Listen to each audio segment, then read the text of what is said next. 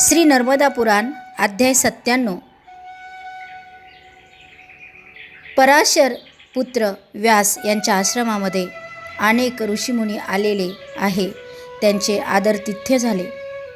त्यांना भोजन देण्याच्या वेळी श्री पराशर ऋषी म्हणाले की आम्ही भोजनाची इच्छा असूनही व्रतभंगाच्या भीतीने विशेषतः श्राद्धात श्री नर्मदाच्या दक्षिण तटावर ते भोजन करू इच्छित नाही.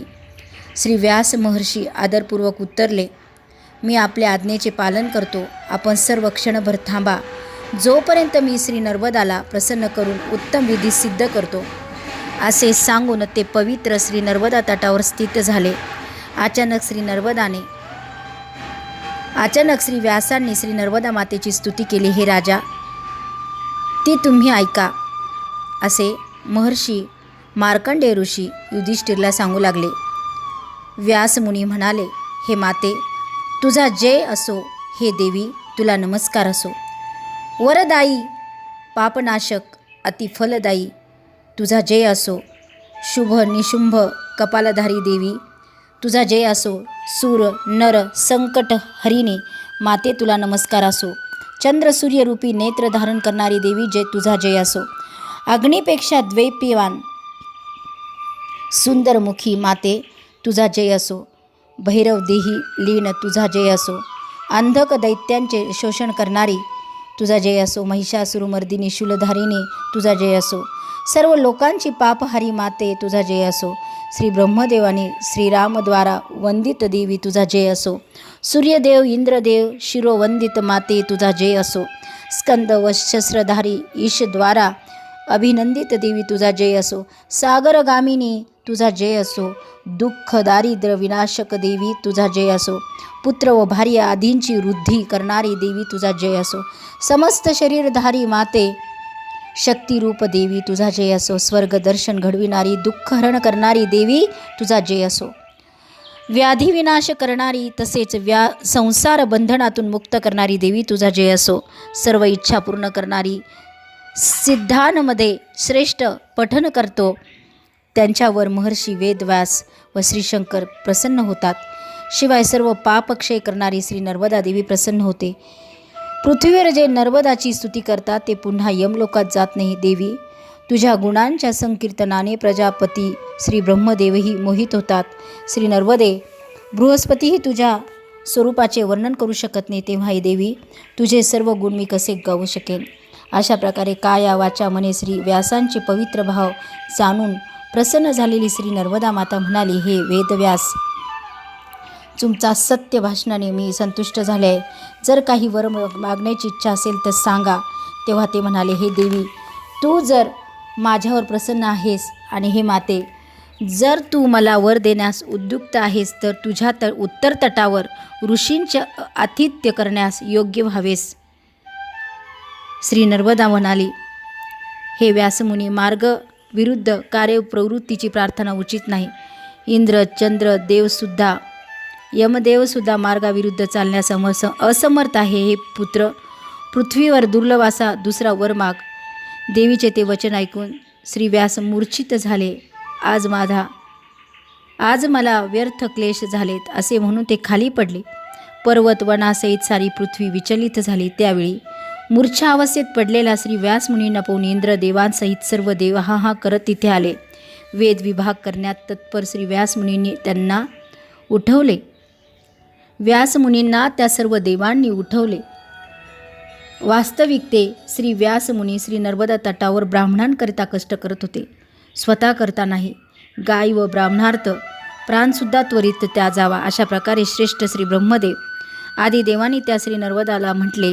तेव्हा घाबरलेल्या त्या श्री नर्मदाने शीतल जल आणि वायूने श्री व्यासांवर अभिषेक केला.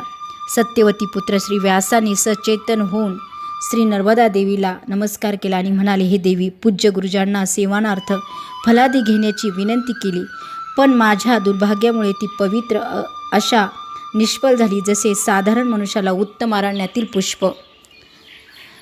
श्री नर्मदा म्हणाली, महातेजस्वी व्यास, या भूतलावर तुझ्या मनाप्रमाणे मला ज्या मार्गाने घेऊन जायची इच्छा असेल त्या मार्गाने विंध्याचलाच्या साथीने मी आज दंडाधारी आशा तुमच्या पाठोपाठ गमन करीन असे सांगितल्यावर महातेजस्वी सत्यवती पुत्र श्री व्यासांनी निज आश्रमाच्या दक्षिणेकडे श्री नर्मदाला चालवले. त्या दंडहस्त महातेजस्वी मुनींनी हुंकार केला. त्यांच्या हुंकाराने भयभीत झालेली श्री रुद्रनंदिनी नर्मदा चालू लागली. दंडाने मार्गदर्शन करत श्री व्यासांनी श्री नर्मदाला पुढे नेले. श्री नर्मदा त्या व्यासांच्या मार्गावर पुढे निघाली. इंद्रादी देवांनी तिला तिथे पाहिले. निज सेवकांसह देवांनी तिच्यासमोर पुष्पवृष्टी केली. श्री पराशर आदी श्रेष्ठ ब्राह्मण अति प्रसन्न झाले. त्यांचे डोळे उघडले. त्यांनी विचारले, प्रिय पुत्र, तू सांग की मी काय करावे. आम्ही अति प्रसन्न झालो आहोत. श्री व्यासांनी सांगितले, उग्र तप तसेच महाफलदायी दानाने तेच कार्य करावे जे सर्व सज्जनांना सुखकर असे. जर आपण माझ्यावर प्रसन्न आहात, कृपापात्र मी जर असेल तर तुम्ही माझ्या आश्रमात निशंकपणे राहा. तेव्हा मार्कंडेय म्हणाले, त्यावेळी त्या श्रेष्ठ ब्राह्मणांनी स्नान तर्पण आदी नित्य क्रिया केली. त्यानंतर व्यासकुंडात जाऊन सर्वांनी हवनास प्रारंभ केला. नारळ बिल्वपत्र आदींनी अग्नीत आहुती दिली. गौतम, भृगु, मांडव्य, नारद, लोमेश, पराशर, शंख, कौशिक, चैवन, पिपलाद, वशिष्ठ, महातपस्वी नचिकेत, विश्वामित्र, अगस्त्य, उद्दालक, यम, शांडिल्य, जैमिनी, कण्व, याज्ञवल्क्य, शुक्राचार्य, अंगिरा, शाततप, दधीची, कपिला, गालो, जैगिशव्य आणि दक्ष, भरत, मुद्गल, महातेजस्वी, वात्स्यायन, संवर्त, तसेच शक्ती, जातुकर्ण्य, भारद्वाज, वाल्खिल्य, आरण्य असे हजारो महर्षी त्या अग्निहोत्र करू लागले. हाती रुद्राक्षमाला घेऊन ध्यानयोगात स्थित असे ते एकाग्र चित्ताने त्यावेळी हवन करत होते. तेव्हा ते मोक्षदायी व्याधिनाशक एक शिवलिंग उद्भवले. ते अखंड शिवलिंग पाहून श्रीव्यास प्रसन्न झाले. देवांनी पुष्पवृष्टी केली. शिवाय श्रेष्ठ ब्राह्मणांनी आशीर्वाद दिले. त्रिलोचन भगवान श्रीशंकराला पाहून व्यासांनी साष्टांग नमस्कार केला. त्यांनी ब्राह्मणाची पूजा केली. हे पांडुपुत्र, पित्यांसह सर्व ब्राह्मण भाजी फळ मुळांची भोजन दिले. त्यानंतर श्री व्यासांनी पुण्य आशीर्वाद देऊन ब्राह्मण आपापल्या आश्रमात गेले. तेव्हापासून ते तीर्थ बुद्धिमानाद्वारा व्यासतीर्थ नावाने संबोधले. युधिष्ठिर म्हणाले, हे मुनिवर्य, त्या तीर्थाच्या सेवनाने पुण्यफल कसे होते ते मला सांगा. स्नानाचा दानाचा विधी सांगा.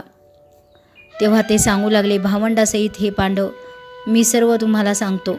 कार्तिक महिन्यात शुक्ल पक्षातील चतुर्थीला जितेंद्रिय होऊन उपवास करून भक्तिपूर्वक रात्री जागरण करावे. शंकराला दही, दूध, तूप, साखर, मध, कुश मिश्रित पंचामृताने स्नान घालावे. सुगंधित चंदनाने श्रीशंकराला लेपन करून सुगंधित पुष्प व बिल्वपत्राने पूजन करावे. अतिसुगंधित मुचकुंद, गवत फुलं तसेच काळानुरूप उमलणाऱ्या फुलांनी सर्वोत्तम दीपेश्वर श्रीशंकराची परमभक्तीने पूजा करावी. ऊस व ऊसाचा रस भरलेला गडवा दिल्यास श्रीशंकर प्रसन्न होतात. ऊसाच्या रसाचे 8 गठवे वा ऊस दिल्यास 1 दिवसाचे पाप नष्ट होते.